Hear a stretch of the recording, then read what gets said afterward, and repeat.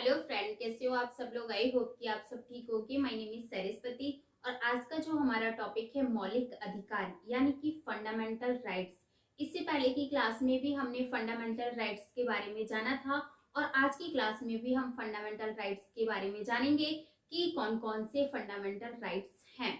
और इससे पहले हमने जाना था ओनली कि कौन कौन से फंडामेंटल राइट्स हैं। आज हम फंडामेंटल से रिलेटेड आर्टिकल के बारे में जानेंगे, ठीक है। और इससे पहले की जो क्लासेस हमने की थी प्रस्तावना और सिटीजनशिप की जो क्लासेस थी, वो अगर आपने नहीं देखी हैं तो नीचे डिस्क्रिप्शन में लिंक दिया हुआ है।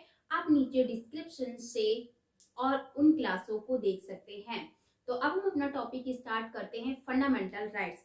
तो सबसे पहले हम फंडामेंटल राइट्स की बात करते हैं कि जो हमारे फंडामेंटल राइट्स हैं, जो मौलिक अधिकार हैं, फंडामेंटल राइट्स हैं,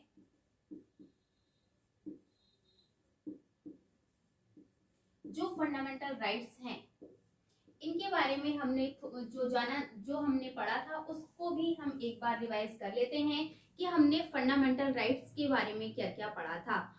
तो हमने पढ़ा था कि जो फंडामेंटल राइट्स हैं इनको संविधान के भाग 3 में जोड़ा गया है। फंडामेंटल राइट्स को किस संविधान के किस भाग में जोड़ा गया है? तो संविधान के भाग थर्ड में फंडामेंटल राइट्स को जोड़ा गया है। और हमने पढ़ा था कि जो फंडामेंटल राइट्स हैं इनको किस देश के संविधान से लिया गया है? तो इनको अमेरिका के संविधान से लिया गया है। फंडामेंटल राइट्स को कहां से लिया गया है? तो फंडामेंटल राइट्स को अमेरिका के संविधान से लिया गया है। और हमने जाना था कि जो फंडामेंटल राइट्स है इनके आर्टिकल के बारे में हमने जाना था कि जो अनुच्छेद हैं ये 14 से लेके 35 तक फंडामेंटल राइट्स के बारे में चर्चा की गई है। नेक्स्ट क्वेश्चन, आज हम एक नया और क्वेश्चन है कि संविधान के किस भाग को मेग्ना कार्टा कहा जाता है? वेरी वेरी मोस्ट इंपोर्टेंट है कि संविधान के किस भाग को मेग्ना कार्टा कहा जाता है? तो संविधान के भाग थर्ड को संविधान का मेग्ना कार्टा कहा जाता है। देन नेक्स्ट हम जानेंगे कि हमारे जो फंडामेंटल राइट्स हैं इनको हमने किस किस आर्टिकल के थ्रू कौन कौन से अधिकार हमें मिले हुए हैं। देन तो अब हम आर्टिकल स्टार्ट करते हैं।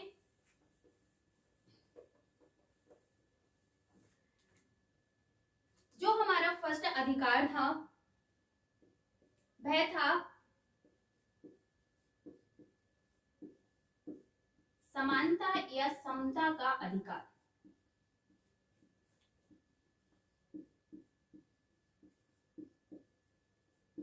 समानता या समता का अधिकार, इसमें हमने बात कही थी कि जो समता या समानता का जो अधिकार है यह आर्टिकल 14 से लेकर आर्टिकल 18 तक समता के अधिकार के बारे में चर्चा की गई है। तो जो very very most important article हैं उनके बारे में हम चर्चा करेंगे। अनुच्छेद 14 में कहा गया है कि अनुच्छेद 14 में कहा गया है कि विधि के समक्ष समता। तो आर्टिकल 14 में क्या कहा गया है? तो आर्टिकल 14 में कहा गया है विधि के समक्ष समता। विधि के समक्ष समता। तो यहाँ से क्वेश्चन बनता है कि विधि के समक्ष समता के बारे में या विधि के समक्ष समता किस आर्टिकल में कहा गया है या किस आर्टिकल में दी गई है? तो आर्टिकल 14 के अंतर्गत विधि के समक्ष समता के बारे में बात कही गई है।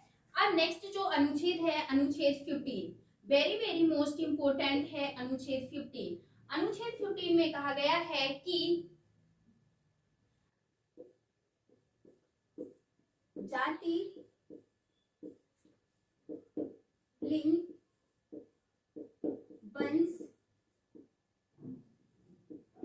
जन्म, स्थान के बारे में कोई भी भेदभाव नहीं किया जाएगा, यह आर्टिकल 15 में कहा गया है। Then very very most important next article है आर्टिकल 17। अनुच्छेद 17 में कहा गया है या आर्टिकल 17 में कहा गया है अस्पृश्यता का अंत या छुआछूत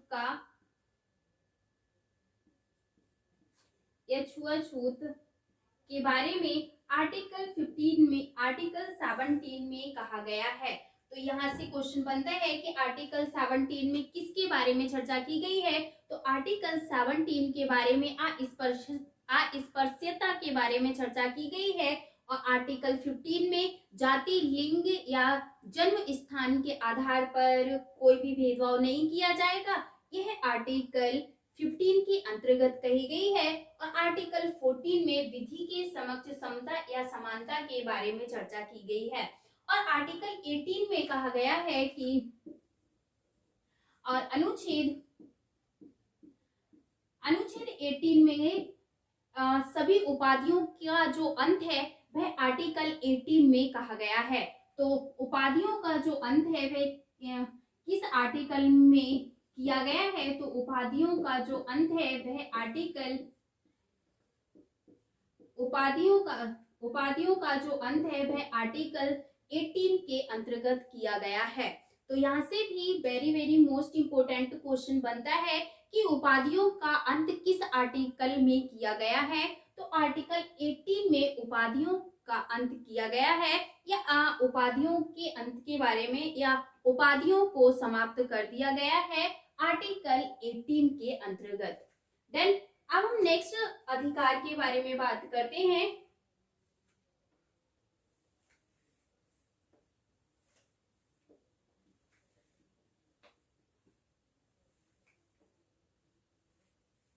नेक्स्ट जो फंडामेंटल राइट्स था वह था स्वतंत्रता का अधिकार।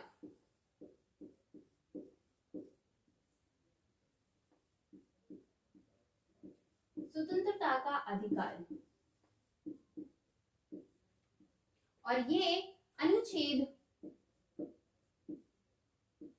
19 से लेकर आर्टिकल 22 तक स्वतंत्रता के अधिकार के बारे में चर्चा की गई है। देन अब हम आर्टिकल 19 के बारे में बात करें कि आर्टिकल 19 में क्या कहा गया है। तो आर्टिकल 19 में कहा गया है कि बोलने की स्वतंत्रता। आर्टिकल 19 में किस स्वतंत्रता के बारे में बात कही गई है। तो हमें आर्टिकल 19 के तहत हमें बोलने की स्वतंत्रता मिली हुई है। बोलने की स्वतंत्रता मिली हुई है।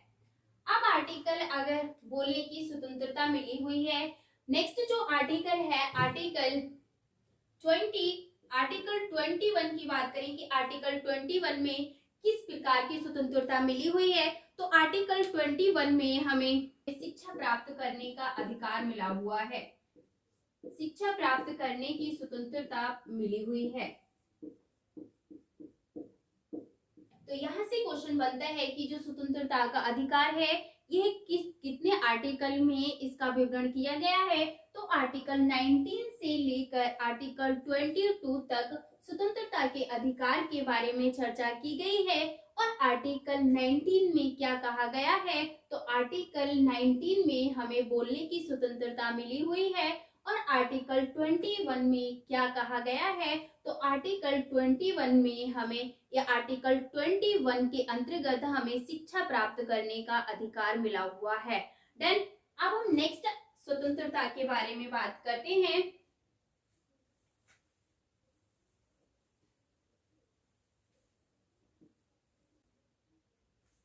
नेक्स्ट जो फंडामेंटल राइट था ये था शोषण के विरुद्ध अधिकार।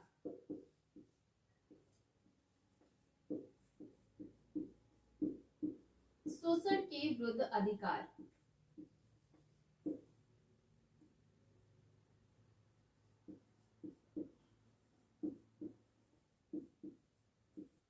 और यह अनुच्छेद 23 से लेकर 24 तक चर्चा की गई है। तो शोषण के विरुद्ध जो अधिकार है यह किस आर्टिकल में विवरण किया गया है।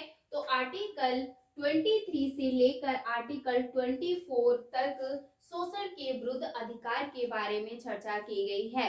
अब हम अगर आर्टिकल 23 की बात करें कि आर्टिकल या अनुच्छेद 23 में क्या कहा गया है, तो आर्टिकल 23 में कहा गया है कि आर्टिकल 23 किससे संबंधित है, तो आर्टिकल 23 बंधुआ मजदूरी से संबंधित है।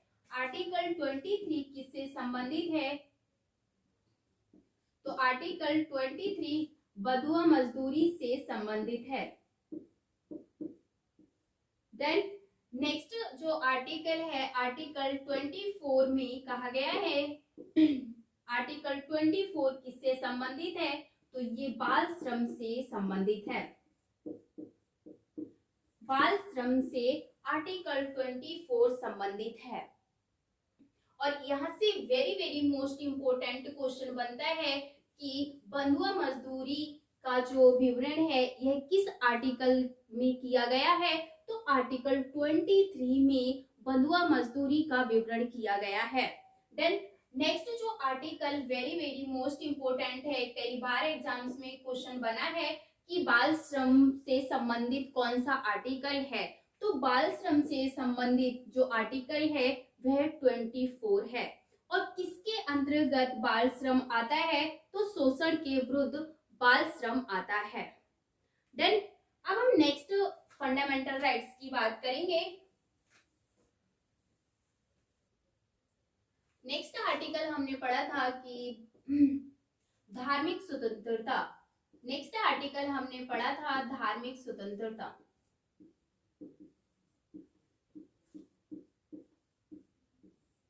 धार्मिक स्वतंत्रता का अधिकार।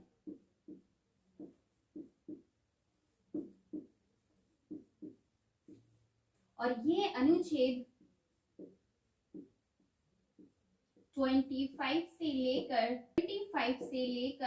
28 तक धार्मिक स्वतंत्रता के अधिकार के बारे में चर्चा की गई है। तो सबसे पहले हम बात करेंगे कि जो अनुच्छेद 25 है इसमें क्या कहा गया है, तो अनुच्छेद 25 में कहा गया है कि आर्टिकल 25 में कहा गया है या आर्टिकल 25 के अंतर्गत हम धर्म का प्रचार प्रसार कर सकते हैं। तो धर्म का प्रचार प्रसार करना, तो आर्टिकल 25 के अंतर्गत धर्म का प्रचार प्रसार किया जा सकता है। या धर्म का प्रचार प्रसार करना किस अनुच्छेद के अंतर्गत आता है, तो अनुच्छेद 25 के अंतर्गत आता है। देन नेक्स्ट आर्टिकल है 26। नेक्स्ट अनुच्छेद है 26। तो अनुच्छेद 26 में कहा गया है कि धार्मिक कार्यों के प्रतिबंध की स्वतंत्रता। तो आर्टिकल 20 अनुच्छेद 26 में धार्मिक कार्यों के लिए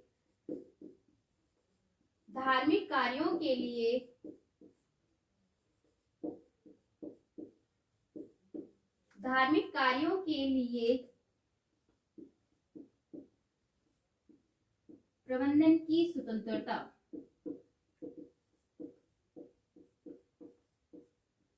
धार्मिक कार्यों के लिए प्रबंध की स्वतंत्रता या प्रबंधन की स्वतंत्रता किस आर्टिकल के तहत की जाती है, तो आर्टिकल 26 के अंतर्गत की जाती है। वेरी मोस्ट इंपोर्टेंट आर्टिकल है 28।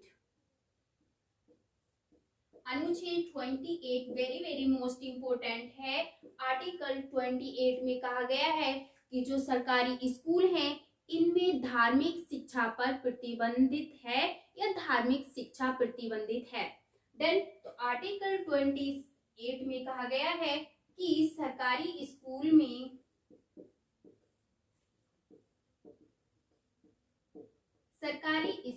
में धार्मिक शिक्षा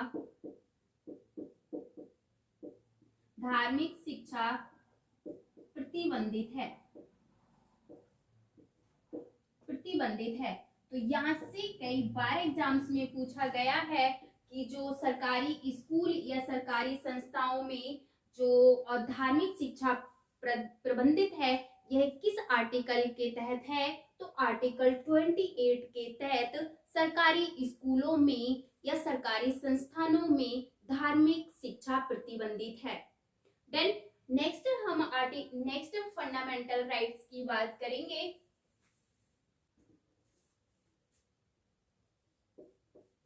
नेक्स्ट फंडामेंटल राइट्स है संस्कृति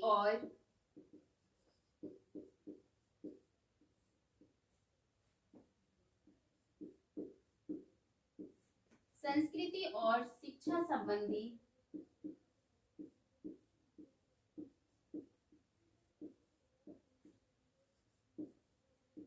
संबंधी स्वतंत्रता।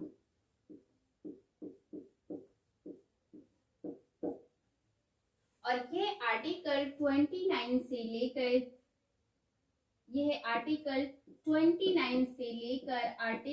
30 तक संस्कृति और शिक्षा संबंधी जो स्वतंत्रता है वह आर्टिकल 29 से लेकर आर्टिकल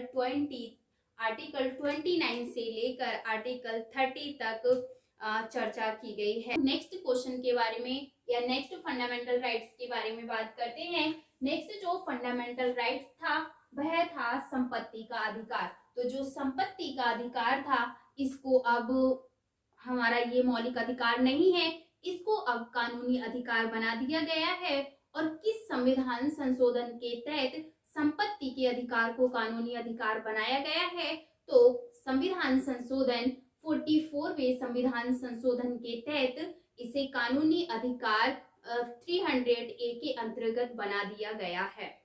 देन अब हम बात करेंगे जो फंडामेंटल राइट्स है 6। तो ये जो फंडामेंटल राइट्स है ये है संवैधानिक उपचारों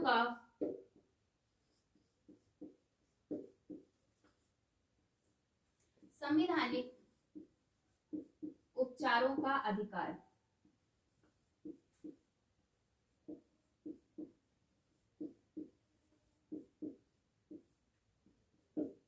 यह आर्टिकल 32 में दिया गया है। तो ये वेरी मोस्ट इम्पोर्टेंट है। इससे शायद ही कोई एग्जाम से जाता होगा जो इससे रिलेटेड क्वेश्चन नहीं बनता होगा।